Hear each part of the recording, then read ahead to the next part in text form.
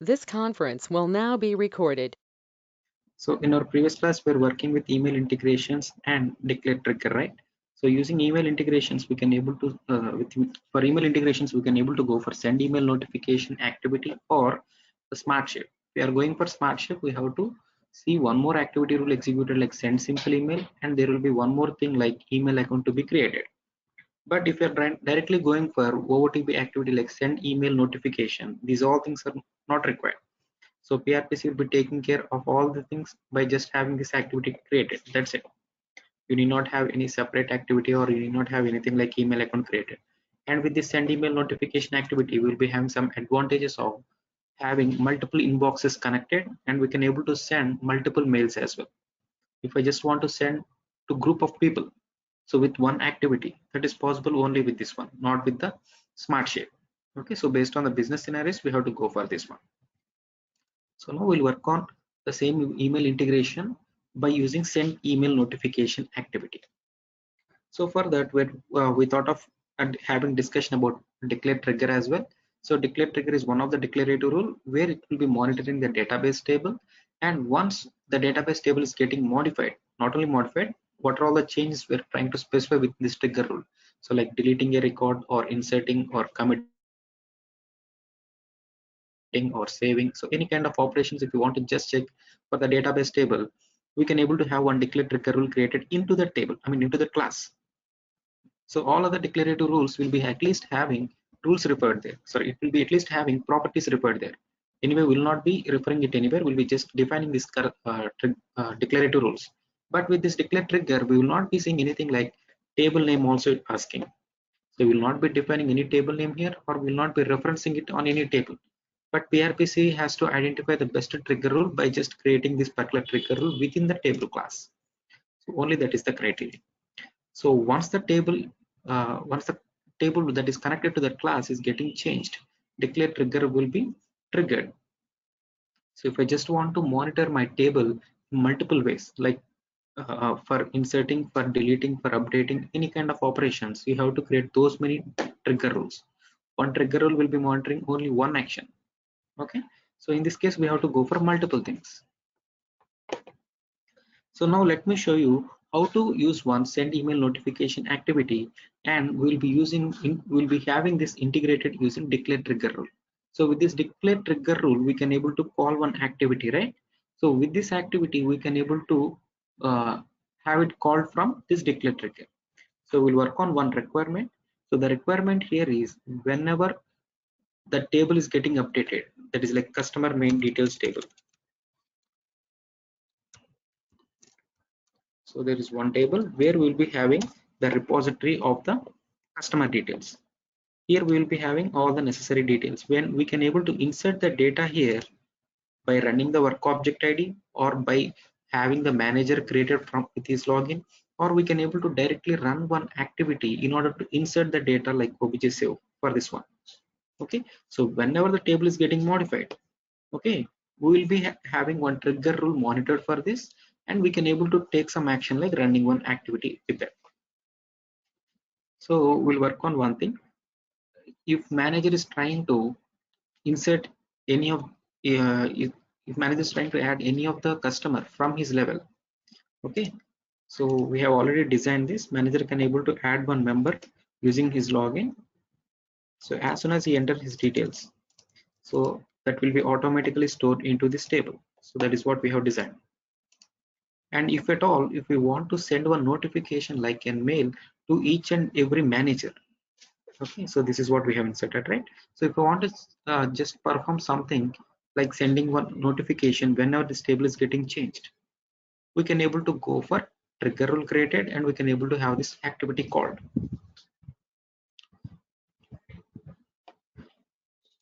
Okay, so whenever manager is adding here, it has to be sent to the multiple people.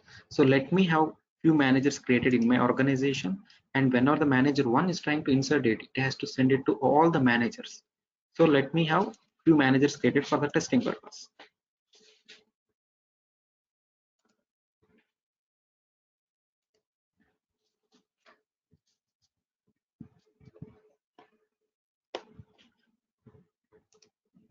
So this is the manager who will be creating the operator. So he will be inserting the record, right? If he's performing this kind of action, I want to have notification sent to remaining managers. So for that, let me create two managers. For the testing purpose, I'm giving something like one.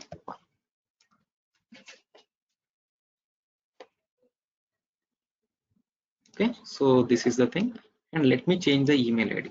So let me give Umas.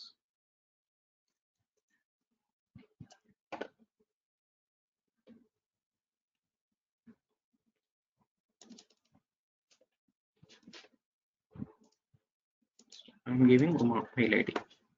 So I'm saving it. So whenever new record is getting inserted, she has to get one mail. So that is the concept. So, and I'm trying to insert one more operator ID for the manager itself.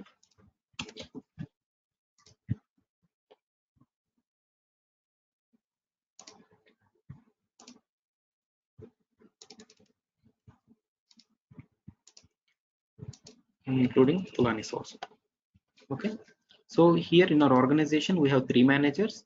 One is HE manager.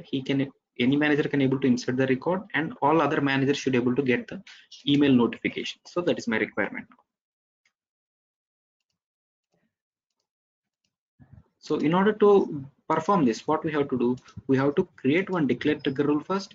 Then after we have to run one activity. So activity which is being used for the trigger rule, it has to be of trigger type. Okay, so an activity of trigger type has to be created, and within this activity we have to write some logic.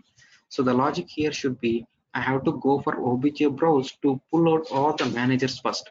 So for all the people whom I have to send the email, so those lists I have to get it first. Once I get the list, I can able to send the customized email. I can able to perform some looping by running one send email notification activity. So that is the thing what I'm trying to do.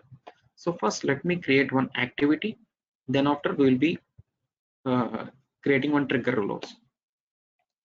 So remember that if you are trying to have one trigger rule created within the table, we have to create the rule within the class.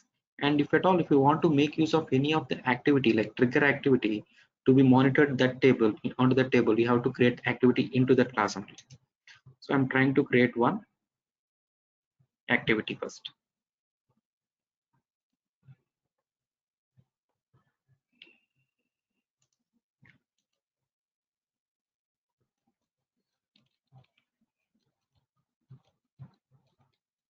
Give me something like trigger for manager. Okay, if I create this in application in my framework tool set, this may not be applicable. Why? Because this is in the organic data class, right? And if I'm trying to create this in my framework work class, this may not be picked up. So that is the reason I'm trying to create it for the implement organization level. So there is nothing here, so let me make it available for each and every rule set.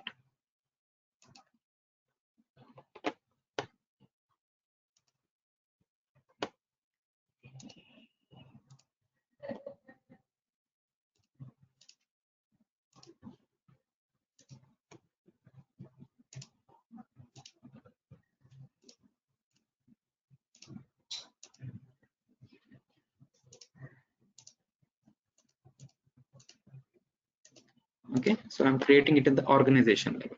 Why? Because organization data class and the worker class will be like in siblings. If I just create it in the worker class, it will not be picked up. So let me create it in the organization. So I'm creating in local. So this is the activity should be of trigger type. So first change that, and here we have to write the activity. So what should be the activity? First I have to call another activity like send email notification here, and this activity has to be triggered. I mean, the send email notification activity has to be triggered by passing some parameters. So what should be the parameters? So the to email address I have to pass, from email address I have to pass. So these are all the things that have to be passed, right? So if this is the one I want to include in this activity, I have to pass all these parameters. So we know to address, subject, these all things can be given directly, but from address, sorry, to address has to be sent for the multiple people. So in order to get the list of all the people to whom I have to send, I have to initially write one obj browse.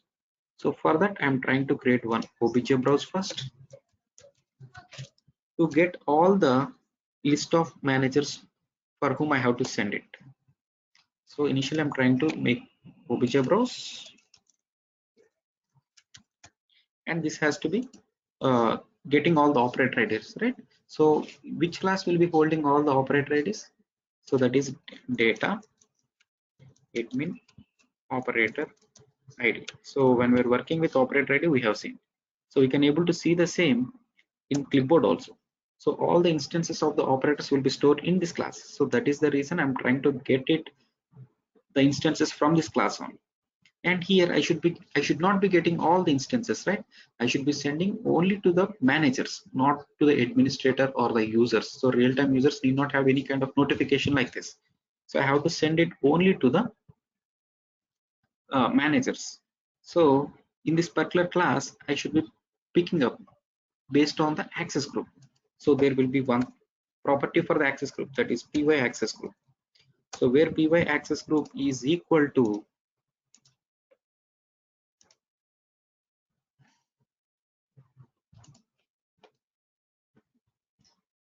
so this one, okay. So I have to get only the managers list who are having access group of this one only. I should not be getting all the users or anything. So apart from this, I should be getting their email addresses also, no? So using this email address only, I can able to pass this as a parameter to the next activity during runtime. So let me get that value as well. So email address for any operator can able to get it from one page group. So if you remember, that is py addresses of email. Okay. So there will be something called py addresses of email, and if we click here, we can able to get the email address of that particular operator. So for the manager 1, I have to get the email address. Manager 2, I have to get the email address. So these all the email address I have to get it. So during runtime, I can able to pick it from this page and within this property. Okay. So remember that we have to provide email address of email dot py email address.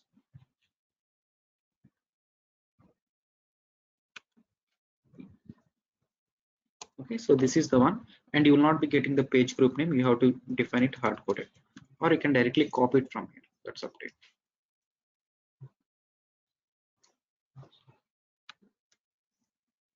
Okay, and within this I have to get it from this property, right? So I'm pasting it here. Okay, so I have to get all the list of managers who are having this access group, and I have to get their email address also. So that is what I'm trying to do. So let me save up to here and let me run whether this is working fine or not.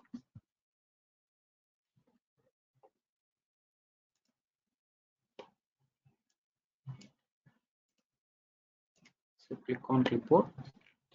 We're seeing something like manager list, and within this px results you should be having all this one. If you directly click on px results, you'll not be getting that manager, email id. So you have to get it from here, py email address of this one. Okay, so this is one manager we have for this organization, and this is the second one, and this is the third one. Okay, so likewise we are getting three. Okay, so we got all the email IDs ready. So once we get the email IDs ready, we can able to pass this as an parameters to the send email notification activity. So once this is done, I have to run this send email notification activity for each and every time. So based on the results, if I just have 50 results, so this particular activity has to be executed for 50 times. Why? Because it will be accepting one parameter at once only. So during execution of this activity, all these parameters are to be sent. So if I just send few parameters, for the first time it will be executed. For the second time, we have to send again parameters, meaning this activity has to be executed those many times as per the results. So for that, we have to go for looping. So this is also discussed. So I'm trying to add new step and I want to perform looping. So looping for each and every page, and this should be performed looping on which page? So this page, right? Manager list dot px results. So for that, we have to define it here, else it will be throwing error. So this will be referred to data dash admin operator ID.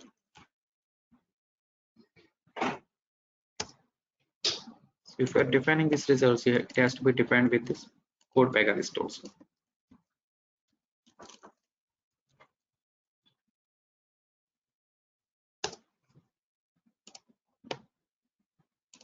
So I want to perform looping onto that page. So for each and every page of this particular page list, I have to perform something. So what should be that something? We have to run one send email notification activity. So for that, looping has to be done inside, right? So add one child. So click on add child. So what I have to do? I have to call one activity. So that is send email notification activity. And for that, we have to pass parameters, but we are not setting parameters anywhere. Okay.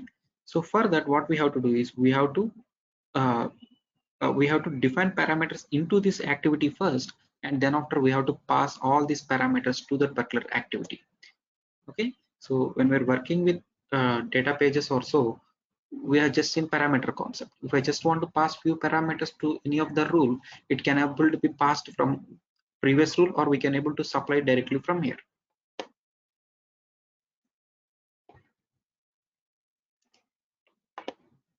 So let me define few parameters.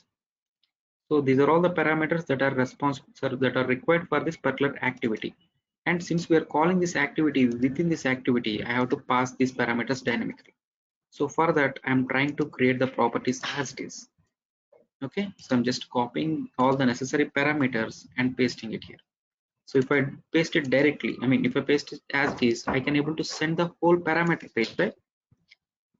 So that is what I'm trying to do. So these are all important for this activity to be executed. Here we can able to see not all these are important. We can able to have few mandatory things. So let me take only mandatory, I mean important one.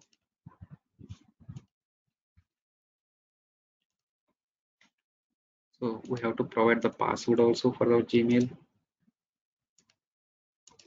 So this will be case sensitive. If you are not giving parameters name as same, you cannot able to pass the page directly.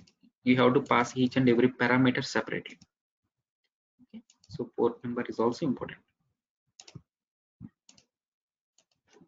Okay, so this is all important. And apart from this, if you want to have something like NCC, PCC, you can able to include. That's up to you. And there will be something like this is also important. So this is one thing important. So it will be supporting HTML messaging. So that has to be passed. So this has to be kept true. So during runtime, this has to be kept true. And SSL also should be kept true. So these are all the basic things. Okay, so these are all the things, and these will be these values should be kept as in true. So that is the thing. That's it. So in the main activity, we are defining all the parameters, and these parameters we have to set it.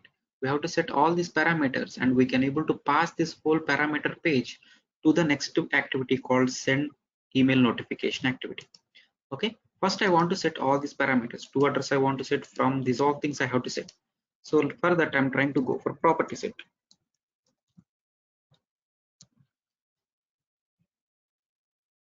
Okay, so I'm trying to go for a property set where I want to set each and every parameter first. So what should be the to address here? So to address uh, I have to get it dynamically from the clipboard, right? So that is manager lists of px results of, here we can able to see in the clipboard.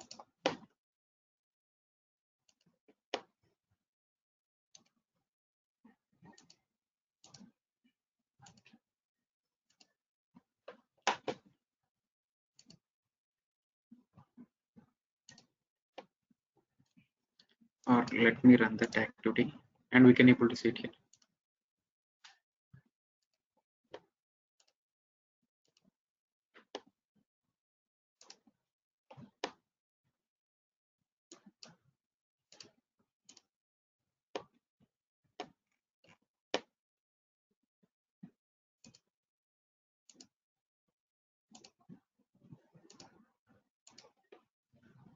Okay, so this has to be passed dynamically. That is manager list of px address of one dot py address of email dot py email address. So this is the thing we have to define. And for the second thing, it has to be defined like manager list dot px address of two dot. This has to be right. So instead of we going all this kind of indexing hard coded, we can able to go for current. So there will be one syntax called current. We have to define it there. So did I delete that?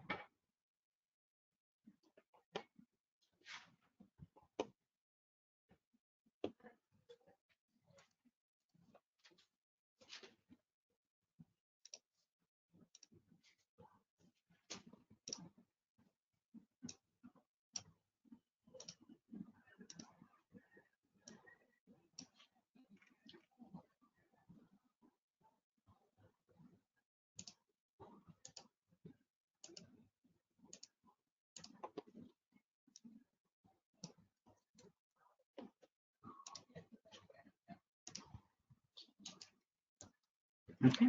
So it should be .py email address, right? So it should not be 1 2 all the time. It should be current. So this is the syntax in caps. Okay. So this should be the email address. So this should be two address. And from address, I can able to define any of the hard coded value. If you want to define it like in routing also, you can able to do that. So let me give my one value.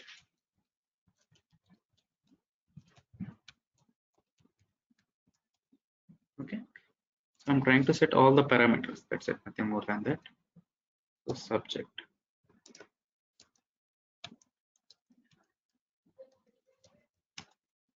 Added.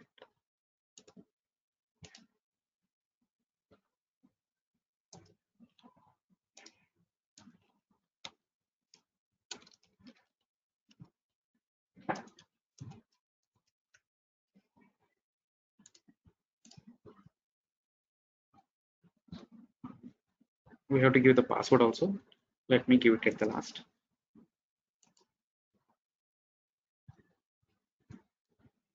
So I'm giving something like SMTP host. For Gmail, SMTP host will be smtp.gmail.com. Okay.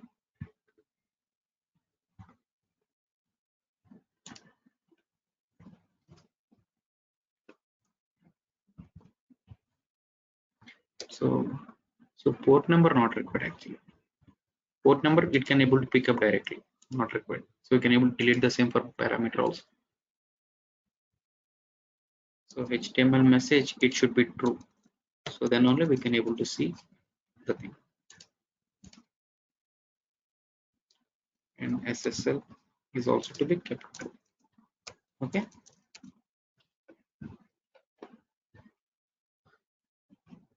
So once we set all these properties, we can able to have all these properties set. So once we set all these parameters, the next thing is we have to call one send email notification activity.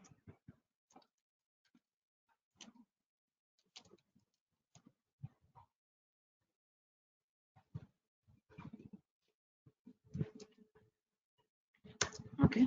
So for this, we have to pass all the parameters, right? So this activity will be seeking for some parameters. So these are all the parameters mandatory that it is asking. So if I just select this, so what are the parameters we are this main activity is having, it will be passing whole parameters to this activity also. So that is the concept of we going for parameter page. So once this is done, it should be working.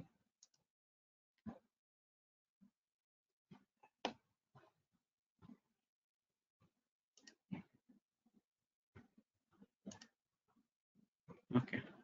So I'll give it at the last. So activity can be created. Once we have this activity created, what we have to do? We have to call this activity from the trigger rule. So let me have this created now. So Tulani Aruma, you can able to confirm me whether you are getting any mail or not. So I'm just entering the password also. Okay, Chan.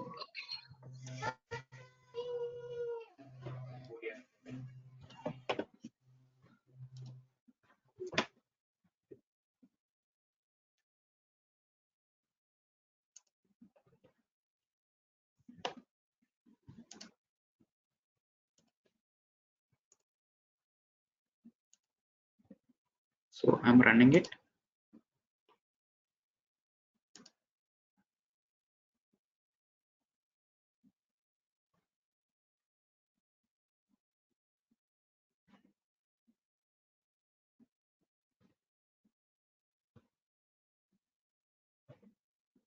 Okay, so this operation should be successful and you should be getting one email.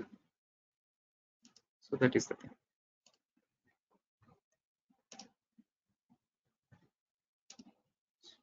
So all the managers should be getting. Actually, this activity has to be triggered from the declared trigger rule. So that is our expectation. Since we're running it manually, we should be getting that as well. So we just confirm. It may take some time, like 1 minute or so.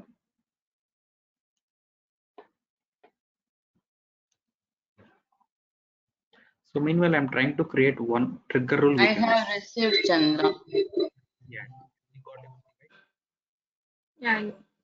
Got everything. Okay. You should be getting not only you, as per the number of results, everyone should be getting. So that is the importance of this activity. Okay. And with the other thing like smart shape, we cannot able to have this multiple emails triggered at a time. Okay. So now our requirement here is we have to run this activity. This activity has to be monitored by one trigger rule. So I'm trying to create one trigger rule within the same class.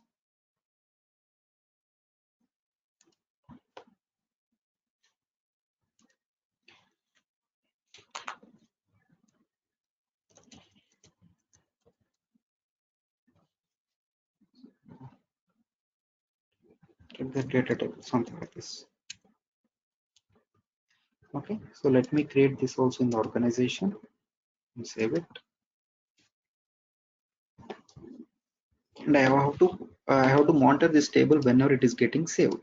Okay, and here this activity we have to call. So this is the activity I'm trying to call. I'm saving it. So we have created one trigger rule, and this trigger rule has to be monitoring all the time whenever any of the record is getting inserted here or not. If it is getting inserted, trigger rule will be automatically working, and it has to run this activity. So this activity will be executed only if it is made of eyebrow trigger. Okay. So now let me create the newer code. Let me have it inserted by the manager.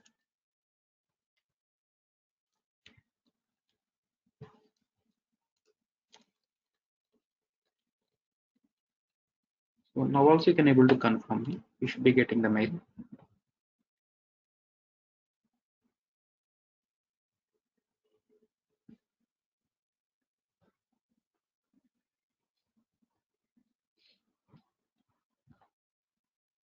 Okay. So first let us see whether the record has been inserted here or not. Yeah, I have received mail. Okay. Very fast.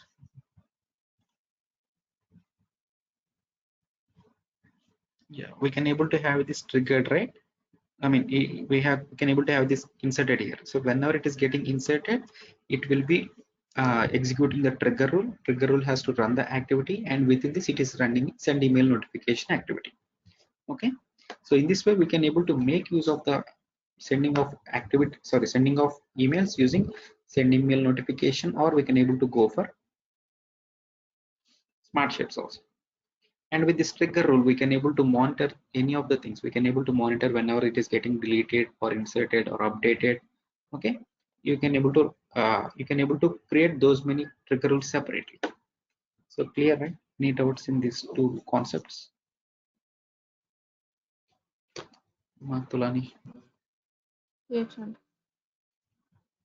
Okay. Yeah, Chandra. Yeah.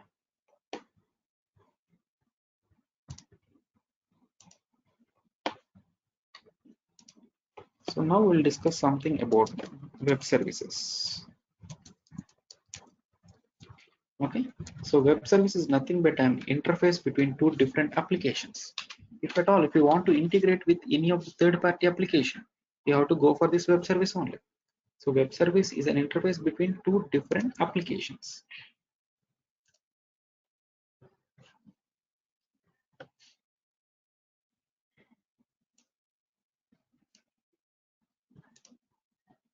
Suppose this is my application. So this is my PRP's application. And I want to integrate with any of the third-party application. So it will be having its own database. So usually, why do we go for web services? So if you want to get any of the data from third-party application, we have to send one. We have to send one request. That request will be having the necessary input what what we have to provide it for the service provider, and based on this he will be sending back the response. So the live example is whenever we are going for a bank and asking for an credit card, he will be just collecting our SSN number or PAN card number. Okay, so there will be one unique number. So based on this unique number, what he will be doing, he'll be just searching for the CIBIL score. Bank representative will be searching for his CIBIL score. So on the CIBIL score only, he will be just confirming whether he has to get the credit card or not. Okay, so he'll be just identifying whether he is eligible for getting the credit card and what is the limit for that and what should be the due date. So these all things will be decided based on the CIBIL score only. Okay, the CIBIL score is the data which will be maintained by the third party application, that is government. So in most of the countries, so in India, so we'll be having it maintained by the government. So CIBIL score will be maintained by the government. So this bank people, the Citibank or some people, what they will be doing, they will be having one web service created internally, and as soon as they're trying to request for PAN card, CIBIL score based on the PAN card number, so this PAN card number has to be sent as an input to this particular thing. Okay, so this will be considered as an requester. Okay, requester has to send one request to the provider, so this will be considered as an service provider. So with two applications, if the first application is trying to request any of the data from other application, that will be considered as a requester application, and this will be considered as a service provider application. Okay, so requester has to send one request. Based on this request, the service provider will be just querying few things from his internal database, and based on that he will be sending back the response. Okay, so in all this whole process, the requester responsibility is to send the request properly, and this receiver or the service provider has to receive it properly, and it has to interact with its database, and it has to get back the data, and it has to send it back to the requester. So in this way we can able to have one web service complete.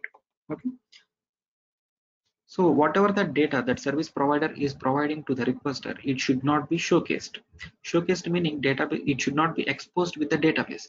So database data should be hidden all the time. Why? Because security issues will be coming. So this requester will be getting only the data what he is requesting. All the data that is being transmitted between requester and the service provider will be in XML format or the JSON format based on the service type. Okay, so this requester has to provide some data, so this will be considered as a request, and this request will be again converted into something, and it will be interacting with its own database. So let us consider this is our Citibank. Citibank is sending one PAN card number or the SSN number, we may not understand. So the unique number what they will be sending, and based on this it has to interact with the database, and based on the database it has to get back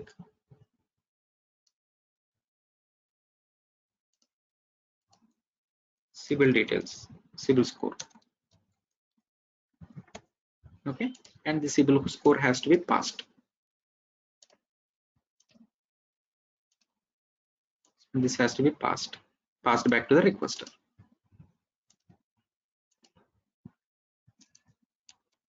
Okay. So this should be the complete cycle. So requester has to request for something, and based on that service provider has to interact with the database, and database will be giving us the response, and the service provider will be sending back the same response to the requester. So this is the complete cycle. Okay, so based on this one complete web service cycle will be completed. So we may get the correct input, or we may be getting the wrong input also, wrong output as the response also. Requester may be sending wrong data sometime. So if you're sending something like an invalid PAN card number, you will not be getting anything. So either we are getting the correct data or we are getting any kind of error message also. Web service seems to be completed. Okay, so based on the error messages, we have to identify whether the service is complete or whether service is getting failed from the requester side or the service provider side. Okay, we know the Citibank application might be developed in any technology. So if it is developed on Pega, so if Citibank is getting developed on Pega, we know in the backend it will be using Java.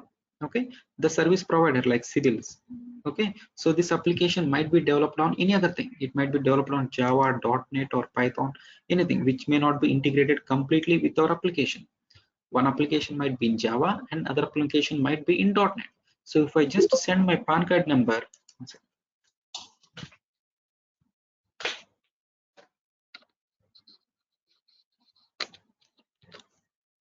so if I just send any of the request from the Citibank application which is developed on Java, let us say, so this is on .NET. So if I send the request, so this particular request will be understandable only by Java applications only. But the service provider might be using any other technology. We cannot ask them to have it designed with other technology, right? So we cannot able to do that. So for that, what we will be doing is the transmissions, what we are trying to send, either request or the response, everything will be sent in terms of an XML. Okay. So XML is a language which will be understandable by each and every technology. So Java will be understanding this XML and .NET will be understanding this XML. So that is the reason all the requests and the responses will be sent in terms of an XML mostly. So there will be some other formats also like JSON, this which has been coming recently, and the traditional way is they will be passing XML. So even in Pega, we can able to see view XML files, right? So Pega can able to understand, that is Java can able to understand XML also. So whatever the data I want to get it from the provider, I have to send the request first. So the request will be XML file. So within this XML file, we'll be sending the request. And this XML will not be understandable by the service provider. It will be understandable provided it has to be getting converted here. So whatever the PAN card number or the Java code that are being designed in this requester has to be converted into XML first. Okay. So the conversion is because of faster transmission as well as it will be making other application to be understandable. Okay. So once the XML request has been sent by the requester, this request, I mean this XML request has to be received by the service provider first. So that is the first duty. The first duty of the service provider is to receive the request properly. So once the request has been received, it cannot able to send the direct XML to the database, right? So what it has to do, it has to convert the XML data into its own native language, that is .NET here. Okay. So they should be having some code in order to have the XML request to be converted into its own native language, that is .NET. And once the data has been converted into its .NET, it can able to integrate easily with its own database. Okay. So it will be sending the same PAN card number or the SSN number after it is getting converted from XML into .NET. It will be sending it to sending it for the database.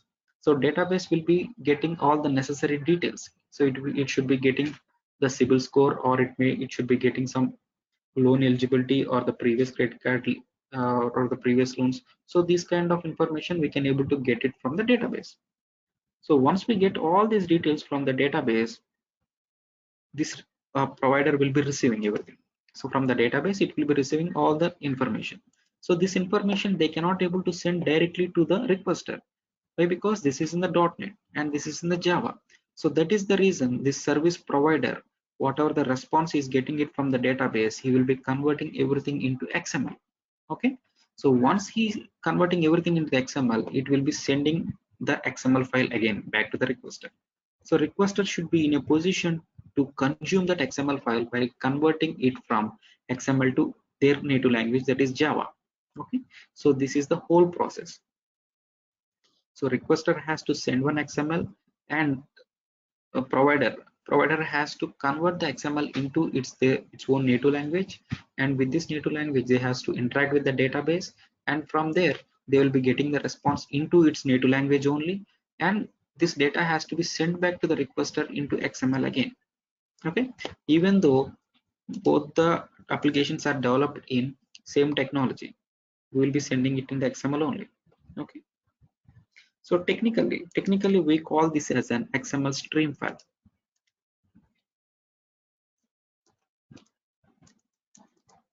Okay, stream file here meaning if any of the file is getting, sorry, if anything is getting converted from its own native language to XML. Okay, so converting the data from native language to XML is called as a streaming, and converting back from XML to its own native language is called as an parsing.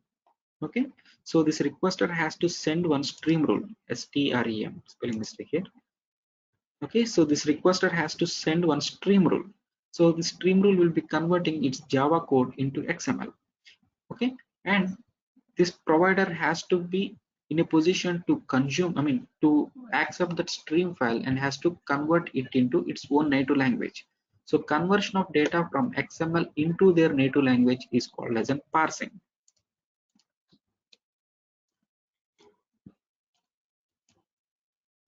Native to XML, so is called as an streaming. XML to native is called parsing, parse rule.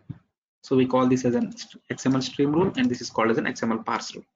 Okay, so whatever the request Citibank, the requester is sending, it will be considered as a stream rule. The same XML rule will be considered as a parse rule for this one. Okay, why? Because this should be in a position to convert the XML file.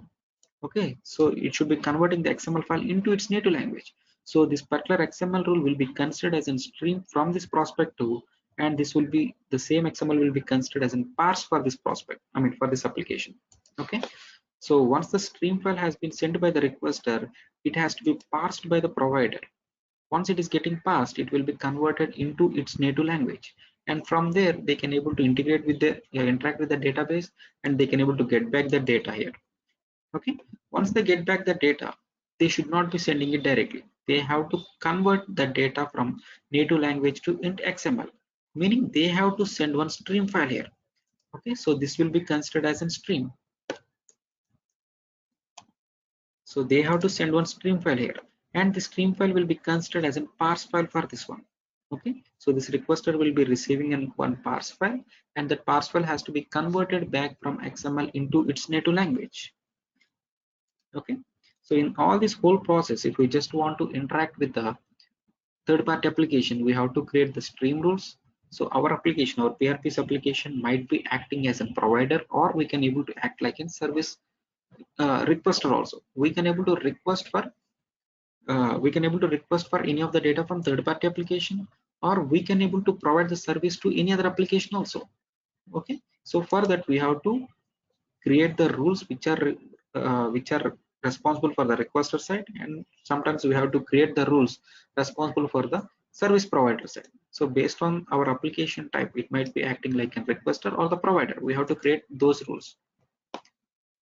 Okay, so for this web services, we can able to go with some protocols. That is, SOAP is one thing which will be widely used, and there will be something like REST also. Okay, and apart from this, there will be something called MQ, Cobra, COM. So there will be many things, out of which SOAP and REST are very, very widely used. Okay, so only these two are mainly used, and in between these two, SOAP will be mostly used. So from the past 2 years, people started using the REST also. Okay, so if any of the web service is using SOAP protocol, so this is my government application, right? So if the government application is trying to provide the service, and if the service is built using SOAP protocol, then this requester is also have something like an SOAP protocol only. So whatever the thing they're trying to send it as a request, so they have to have one SOAP protocol created from their end, since the service provider is using SOAP. Okay, if the service provider is using REST, requester has to create few things based on this REST only. Okay, so whatever the service provider is using, whatever the protocol that service provider is using, requester also has to create the things. Okay, so if our PRPC application is acting like a service provider, okay, then we have to create few rules like service SOAP. Okay, and if at all if we are using our REST protocol, we have to go for service REST. So these are all the rules that are to be created. Service SOAP or service REST we can able to go for if our PRPC application is acting like a provider. Suppose if it is acting like an receiver, we have to create few rules like connect. We have to create connect rules like connect SOAP, or connect rest. So these kind of connect rules are to be created. Okay, connect rules are meant for requesting, and SOAP rules, service rules are meant for service provider.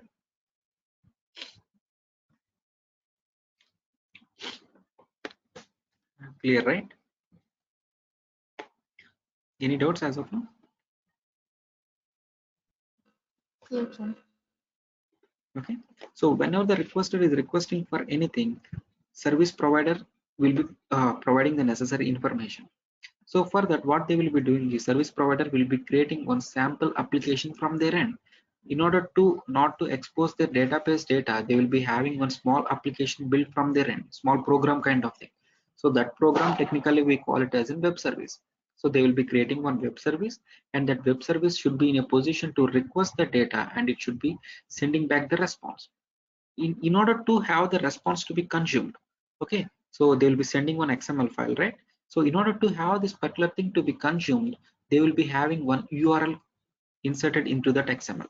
Okay, so one endpoint URL has to be provided by the service provider in order to have the consumer to accept it. Okay, so one endpoint URL has to be given by the service provider. So based on this endpoint URL, only requester can able to consume the data. So endpoint URL has to be provided by the service provider, and the requester will be sending the request, right? And this requester has to send the request based upon the design of this particular thing. Okay, so if at all, if the service provider is accepting only PAN card number, so the PAN card number what the provider is accepting, it might be like in single value property, or the PAN card property might be within one single page, or it might be within page list also. Okay, so how about the structure? The same structure has to be followed by the requester as well. Okay, suppose the PAN card number, what it has to be requested, if it is sending something like a PAN card number 123, which is created like a direct single value property, like PO work page dot PAN card number, let us say. If this is directly sent as a request to the requester, sorry, to the service provider should also have this number or the property to be created as a direct single value property only. Okay, so that is the reason how the service provider is providing the response, or how it will be accepting the request. Okay, for that they will be having one model request as well as the model response sent to the requester. So there should be one model request as well as the model response. So model request might be based on this model request only, we have to design or the request to be sent. How the request has to be sent should be decided based on the model request.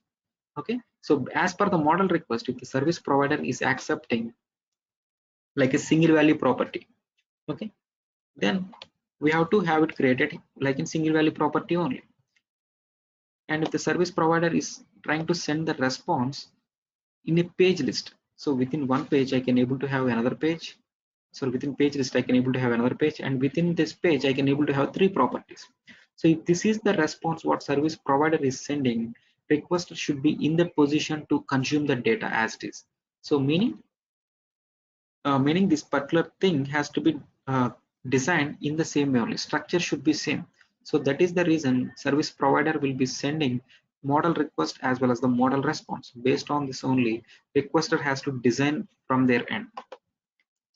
So whenever the service provider is interacting with the requester, they has to share endpoint URL as well as they has to share model request and model response also. Okay, and apart from this, it has to provide the method name also. So there will be something called method name. Method name is nothing but a function. So what is function here? What is method name here? So let us take one example. Suppose if any traffic police just stopped our vehicle, so what he will be doing, he will be just he will be just trying to enter our vehicle registration number in his laptop or PAN card, tablet. Okay, so he'll be just entering our registration number, vehicle registration number. Based on that, he can able to easily identify whether whether this vehicle is having insurance details applicable, or this is having pollution check or not. So these kind of details he can able to get very easily using our vehicle registration number, right? And he can able to get the owner details also. All these details he can able to get.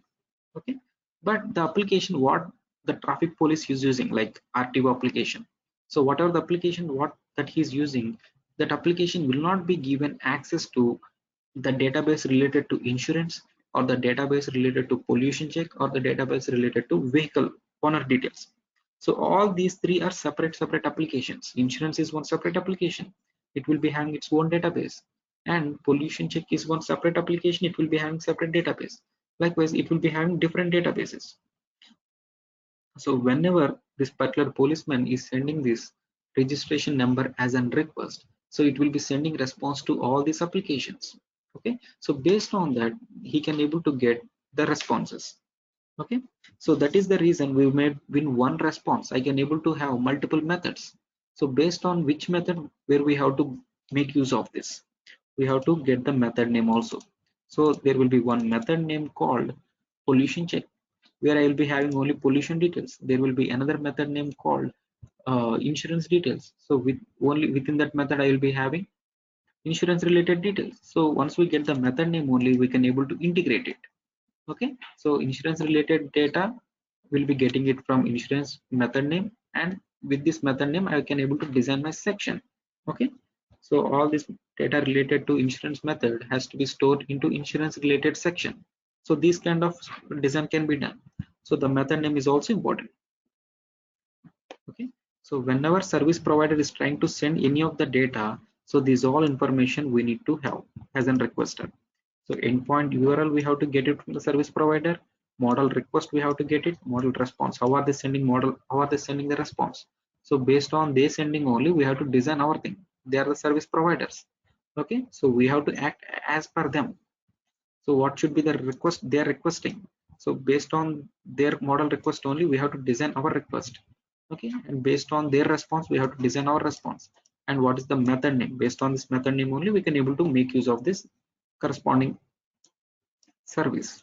Okay, so these are all the details we need to get it from the service provider. So instead what service provider will be doing is, instead of sending it each and everything separately, we'll be putting all these things in one file. So he'll be putting it in one file. So that file location he will be sharing it with us. So in this XML stream, in this XML stream file, they will be having one thing like file location. Okay, so there will be one thing called file location. Using this file location, we can able to get all these at once, instead of having this one separate, all this, right? So he'll be putting everything in one file, and he will be sharing the file location in this XML file. So technically the file location will be considered as an WSDL file. Okay, so web service descriptive language. So WSDL file, this will be specific only to SOAP, and for the rest we should be calling it as an HTTPS file. Okay, HTTPS URL. Okay, if our protocol is of SOAP, service provider should be sharing the WSDL file in the XML, and if the service provider is using REST, he should be giving us HTTPS URL. So based on this, we can able to identify the file location, and we can able to have all these details within that file. We can able to get the endpoint URL where we will be getting the exact data, and this is the model request. Based on this, we have to design our request, and this is the response, and this will be the method name. Okay, so these are all the things that has to be decided, that has to be obtained from the WSDL file in case of SOAP. Okay, if it is REST, it will be calling as an HTTPS URL. Okay, clear? Any doubts as of now?